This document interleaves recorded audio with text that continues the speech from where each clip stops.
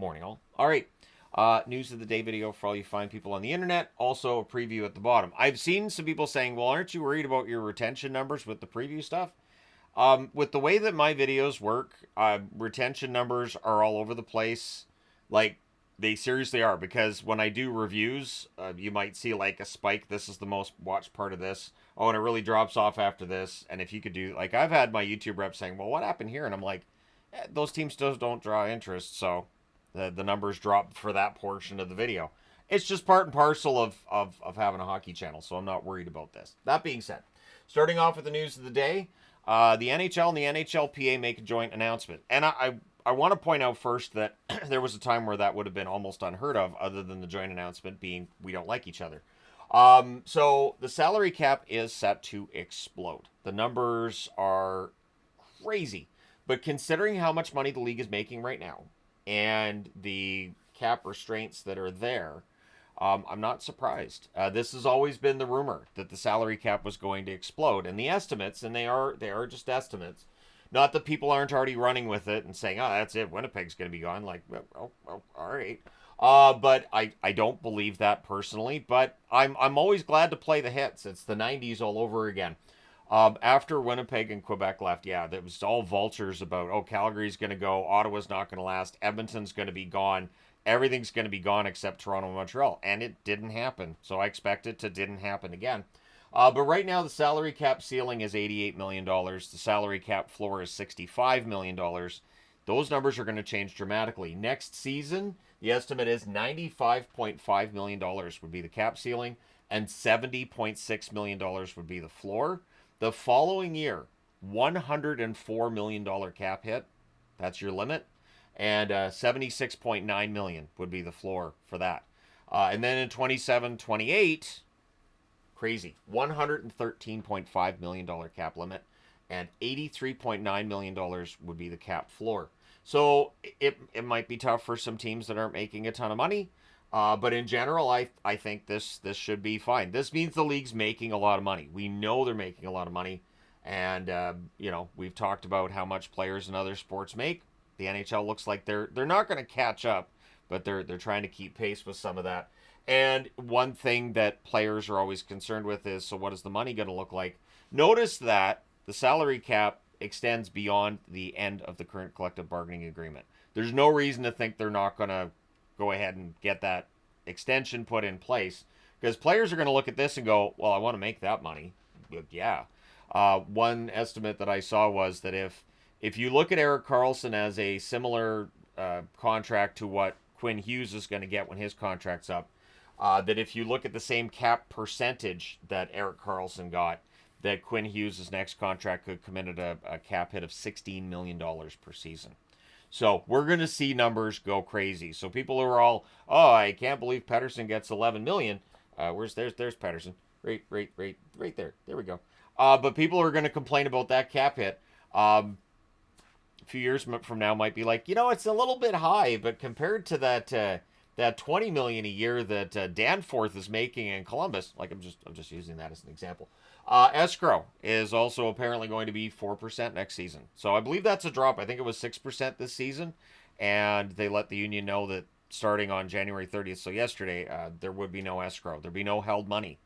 And that's something else that players have been upset about. So if the held money is being, pulled away, and if they're going to make a lot more money, I don't see any reason for anybody to be concerned there's going to be a lockout. I guarantee there will be those who go, that's way too high. There's got to be a lockout. Even though the NHL and the NHLPA have both jointly announced this, meaning that the owners are completely on board with this. There's a lot of money coming into the National Hockey League right now. They had to diversify their income from just ticket sales once 2020 rolled around. And yeah, a lot of advertising revenue, a lot of things that I know we don't like certain things about the digital boards. We may not be all that happy about ads everywhere, but it doesn't look like that's going to change. So this is good news. 2026, we should not have to worry about any kind of lockout, which I like that idea a lot, because there's only so many videos that I can make in an off season, and if that off season's 6 months, we'll be down to hand puppets pretty quickly. Michael Andlauer, I do like this. He admits he made a mistake. He admits that the split jersey of Nordiques and Senators was a mistake. He also says he had underestimated just how much scar tissue there was on this fan base. And I think what he's getting at here, and I didn't see an actual direct comment on it, was the Eugene Melnick at one point did make it sound like, hey, if I'm not going to make enough money, I'll just move the team. And so fans in Ottawa are concerned about that. But the NHL made sure when they brought in Michael Andlauer as an owner that he was going to keep the team in Ottawa. That's why they picked him. They could have picked some other, rich person that would have moved the team to Houston or Atlanta. They didn't do that. They made sure that they got somebody who was going to keep the team in Ottawa. And one thing that he says about this outreach to Quebec City, and he's also denied, apparently there was a rumor out there that Ottawa was going to play 5 home games in Quebec City, and he's like, no. So he wants to expand the fan base in the Francophone community. He feels like there's a lot of Francophones in the Ottawa area, in Gatineau, even all the way up to Quebec City, that he feels like are underserved, and so he wants to tap into that. It's not dissimilar to what Las Vegas and Utah are both trying to do with Arizona right now, where both teams are trying to win over a fan base that right now doesn't have a team. So it's the same idea with Quebec and just with Francophones in general. Ottawa, of course, if you watch Ottawa broadcasts, you know that their announcer always does announcements in English and in French. It is a dual language country that we're in here, so it makes total sense for the Senators to reach out into that community that he feels is underserved, and that's what he was trying to do here, and it unfortunately got blown up into the idea that maybe they're going to move. They're not going to move. Marc-Andre Fleury. This is a nice record that I don't think any goaltender will ever get to.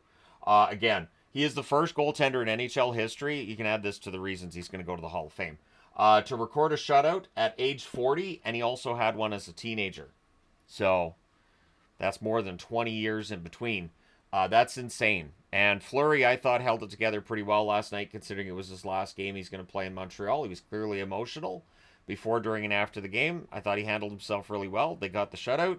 So, yeah, things going pretty well for Marc-Andre Fleury right now. It's a good story. Jimmy Vesey. So, not as good a story here.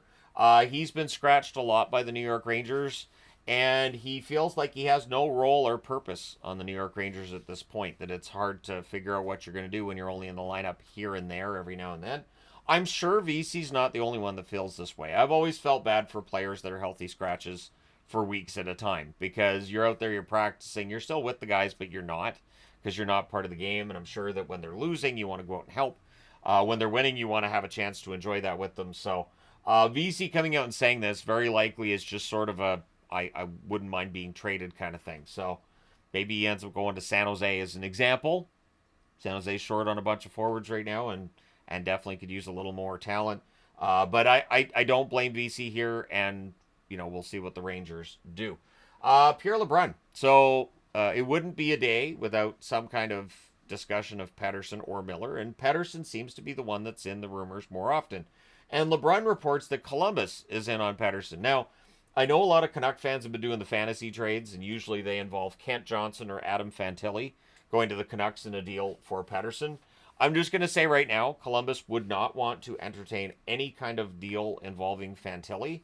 Kent Johnson, I don't think would be involved either, but Vancouver wants to get a center back. They want to get a center back. And so we'll see what happens there. But one thing to keep in mind is that right now Columbus has $18.7 million in cap space. So they have enough cap space there to add. And as you can see, the salary cap is going to go through the roof starting this summer. That may change how the trade deadline works. It might make teams a little more willing to take on a contract that before this estimate came out, maybe they weren't willing to. So it might make things a little easier to trade Pettersson or Miller. Because with the salary cap going up as high as it is, all of a sudden those cap hits don't look quite as egregious. I just can't wait for the next couple of years when guys are signing these really, really high cap value contracts just to see how it throws everything out of whack. The guys that signed contracts 4 or 5 years ago suddenly become a huge bargain, where fans complain those contracts were overpayments at the time. Logan Cooley is out indefinitely for Utah. He'll be reevaluated after 4 Nations. So your guess is as good as mine on how long he's going to be out. Of course, Utah fans excited to see Outlaws is back in as a name option for the team. I mean, Outlaws is kind of fun. If they go with Outlaws, that's fine. Wasatch was pulled out because why would you do that? Or just call them the Squatch, like the Utah Squatch, not Sasquatch, just Squatch, sure. And you can have a Sasquatch for it doesn't matter.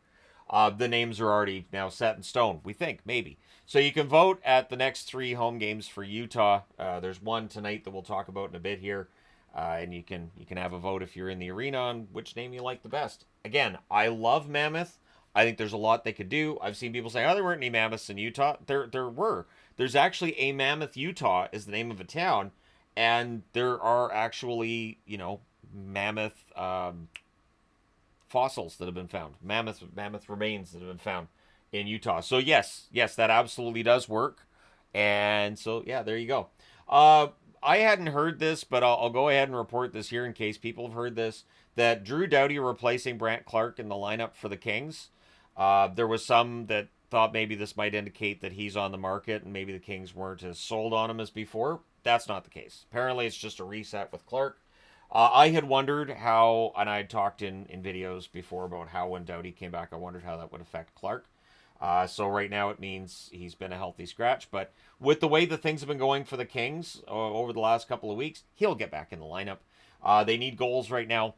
Clark can help generate goals, and hopefully after having a couple of games off, that shouldn't be a problem for him. So yeah, if you hear any Brant Clark rumors, they're just that. They're rumors. All right, let's get into the preview, shall we? So 4 games tonight in the National Hockey League: 1 at 7, 1 at 8, and 2 at 9 o'clock. All of those times Eastern. 7 Eastern, 4 Pacific. Nashville and Buffalo. We're all excited about this. I'm so excited. Nashville's 18, 24, and 7 on the season. Buffalo's 19, 26, and 5. Oh, smell the mediocrity. But Nashville's been better lately. They're 6 and 4 in their last 10. Buffalo 5 and 5 in their last 10. They've won enough games to have us still talking about how they've been winning some games, but they're not close to the playoff picture. So that one, I would think, if I'm gonna go out on a limb, I think probably Nashville ends up winning that one. Probably, although they're on the road, they're not very good on the road, so that's a tough one. Vancouver's in Dallas. This is one of those nights where I get to watch 2 of my teams play against each other. Should be fun. So 8 Eastern, 5 Pacific start here. Vancouver 23, 17, and 10, but they've won 3 in a row, so plan the parade. They're 5 and 5 in their last 10. Dallas 32, 17, and 1 overall. They're 6 and 4 in their last 10. I think Dallas is figuring it out, though. I do. I think Dallas right now is playing some of the best hockey they have all season. This should be a really good matchup. Should be a really good one. I'm not going to say who I think is going to win because I'm going to win because it's Vancouver, Dallas. I just enjoy the hockey. 9 Eastern, 6 Pacific start between St. Louis and Colorado. So for the Blues, they're 23, 24, and 4. They're 4 and 6 in their last 10. But Colorado's had their tough stretch too. 29, 21, and 2 overall. They're 4, 5, and 1 in their last 10. So both of these teams desperately need a win. That means we should see, I'll go ahead and say we should see probably at least a fight there. This is a division rivalry, so we should at least see a fight. And then at 9 Eastern, 6 Pacific, we have Columbus in Utah against the Utah Hockey Club. Columbus 25, 19, and 7 overall. They're 7, 2, and 1 in their last 10. They're coming off a win in Vegas. They could have a letdown in Utah. Utah 21, 21, and 8 overall. They're 4, 5, and 1 in their last 10. And Utah needs to start stringing some wins together because I'm going to say with that trade last night, Calgary strengthened themselves. And Vancouver, as I said, have won 3 in a row. It looks like they're starting to figure things out. The game in Dallas being a great test for that. But yeah, Utah needs to start stringing some wins together if they're going to stay in the hunt. Let me know your picks for the games tonight. Let me know your thoughts about the news items for today. Don't forget to hit like and subscribe if you haven't already done so. Thank you guys so much for all your support as always. I will talk to you again soon.